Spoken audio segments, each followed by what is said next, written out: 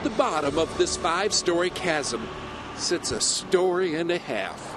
A story about a little old lady who stood up to a big new development. You've probably seen similar stories, but I promise you've never seen one that ends quite like this.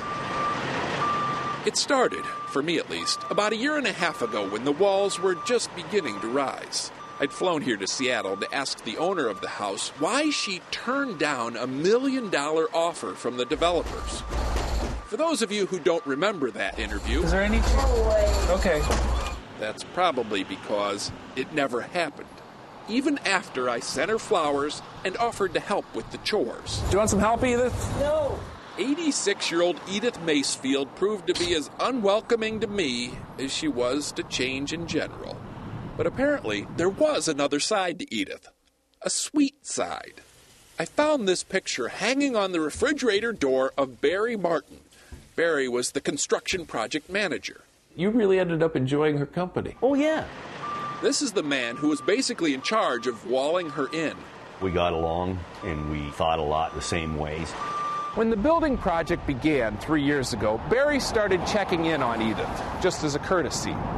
Then one day, she asked him if he wouldn't mind taking her to the beauty parlor. Barry obliged. Later, it was the doctor's office, and pretty soon, he was cooking her 3 meals a day and visiting her on weekends. That explains why she regifted my flowers to him. Barry was the closest thing to family Edith had, a responsibility he took very seriously, especially after Edith was diagnosed with pancreatic cancer.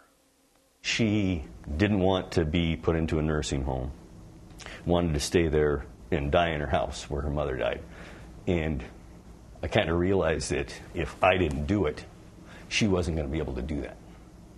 So, even though he has a family of his own, Barry became Edith's primary caregiver. Thanks to him, she was able to stay in her house all the way to the end. And it's funny, every time I come in here, I expect to look over there and see her. Her house is now his house. Edith left it to him. Today it's not worth a fraction of what it was, but that's okay.